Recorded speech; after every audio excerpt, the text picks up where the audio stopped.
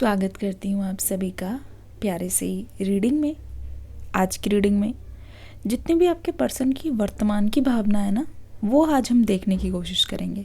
ठीक है, जानेंगे कि आखिरकार आपके पर्सन इस वक्त क्या सोच रहे हैं। सबसे पहले मैं करूँगी आज रीडिंग जो हम डेडिकेट करेंगे आपके पर्सन के लिए, जो हम डेडिकेट करेंगे उनकी करंट फीलिंग्स के लिए। ठीक है, धीरे धीरे जानेंगे कि आखिरकार आपके पर्सन की लाइफ में अभी क्या चल रहा है। तो चलिए शुरू करते हैं।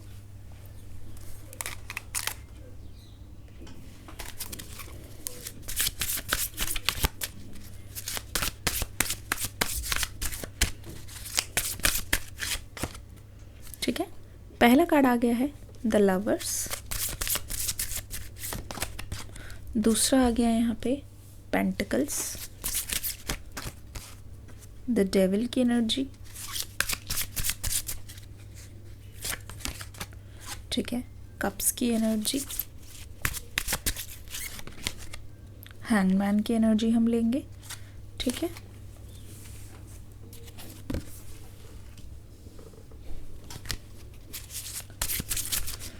एक कार्ड हम और लेंगे द हायरोफेंट की एनर्जी। बहुत ही कमाल की रीडिंग है, कमाल की एनर्जी हमें पता चल रही है। देखिए, एक चीज़ तो मैं आपको बता दूं, ये कार्ड हिडन रह गया है।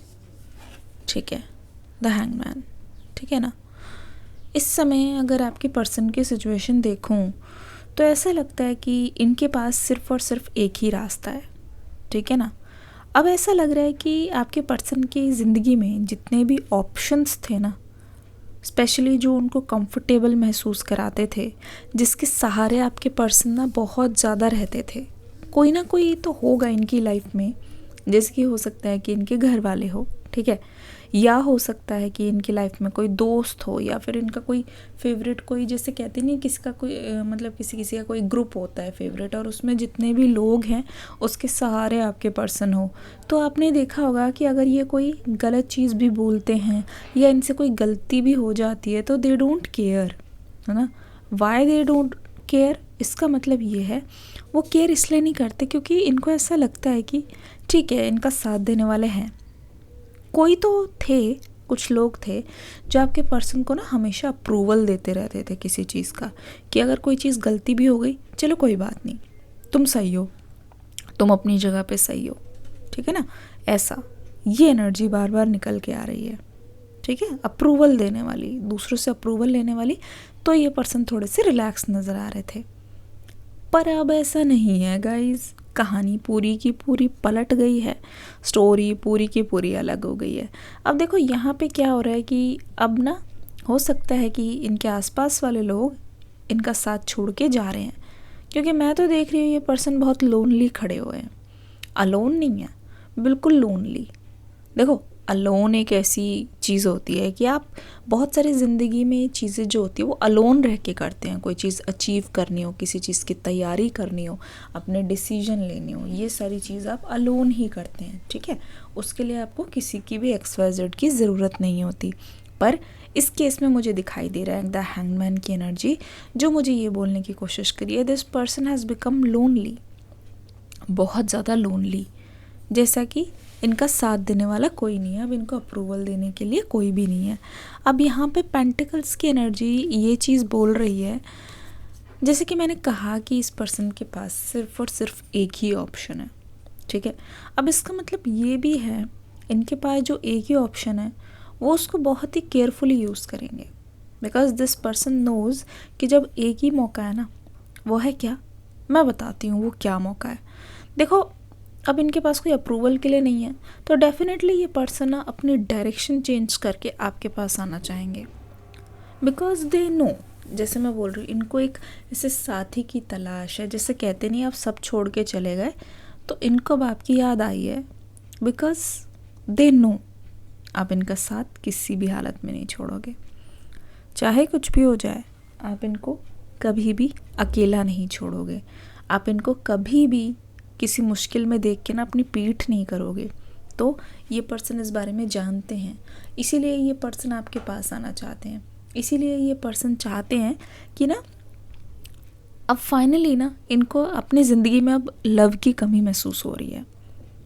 पेंटिकल्स की एनर्जी, एक ही ऑप्शन बचा है, एक ही चीज़ की कमी नज़र आ रही है, वो है मेरा प्यार। क्योंकि यहाँ पे 8 ऑफ कप्स की एनर्जी भी आ रही है, अगर आप ध्यान से देखोगे 8 ऑफ कप्स की एनर्जी इस पर्सन के मन में ना इस डर को बता रहा है कि इनको ऐसा लग रहा है कि अब अगर ये आपके पास वापस आते हैं,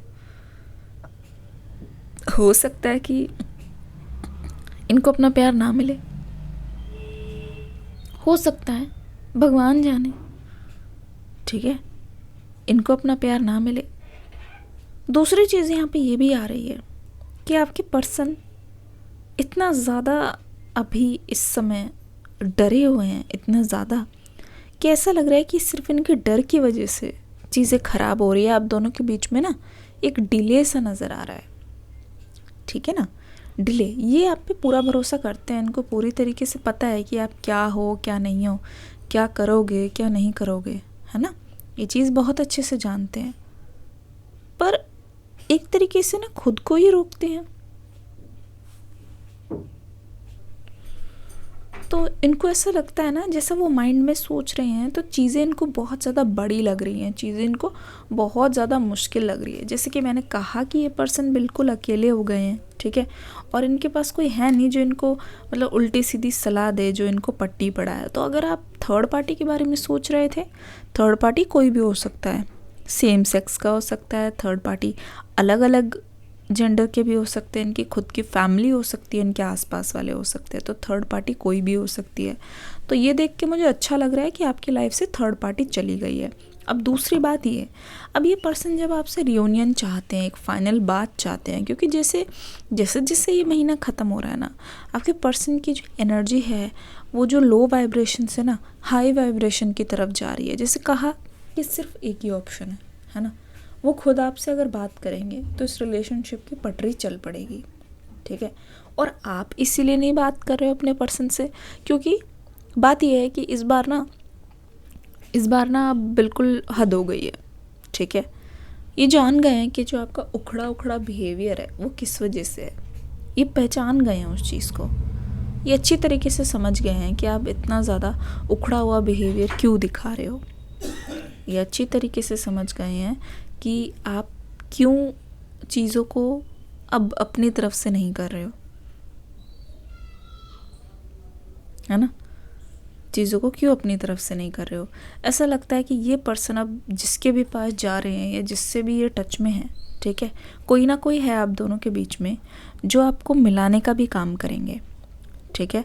क्योंकि देख लो यहाँ पे द डेविल की एनर्जी, द लवर्स की एनर्जी दोनों एक एक साथ आ गई है। इसका मतलब देखो, अगर ये पर्सन फिर से, ठीक है, अपने मन की बात सुन लेते हैं, ठीक है, और ये कुछ ज़्यादा ही ओवर थिंकिंग में जाते हैं, ठीक है, क्योंकि इनको लग रहा है बस एक ही तरीका है और उस तरीके में भी इनको डाउट आ रहा है, तो आप दोनों का रियूनियन और ज़्यादा टलेगा, ठीक है। पर मुझे ऐसा लग रहा है कि अगर ये फिर से रियूनियन को टालते हैं और फिर से ये थोड़ा सा डिले करते हैं तो आप इस बार दुखी नहीं होंगे, ठीक है, आपको इतना ज़्यादा फ़र्क नहीं पड़ने वाला। क्योंकि बात यह कि आप इतना ज़्यादा वेट कर चुके हो, आप खुद से अब गलती नहीं करना चाहते, ठीक है। आप ये नहीं चाहते कि खुद आप जल्दीबाजी में कोई ऐसा फ़ैसला ले लो या जल्दीबाजी में कुछ ऐसा कर दो जिसकी वजह से फिर से आपका रियूनियन डिले हो जाए। आप जल्दीबाजी में कुछ ऐसा कदम ले लो या ऐसा कोई स्टेप ले लो जिसकी वजह से फिर आपको खुद को पछताना पड़े, है ना।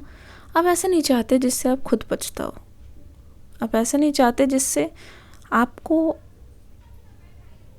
ही नुकसान हो। बात आप खुद से नहीं करना चाहते, तो आप ऐसे वेट कर रहे हो जितनी भी एनर्जी लगे, जितना भी टाइम लगे, वो जो रियूनियन होगा ना आपके पर्सन की तरफ से, क्योंकि आप कहीं ना कहीं चाहते हो कि आपके पर्सन सरेंडर करे, चाहते हो ना।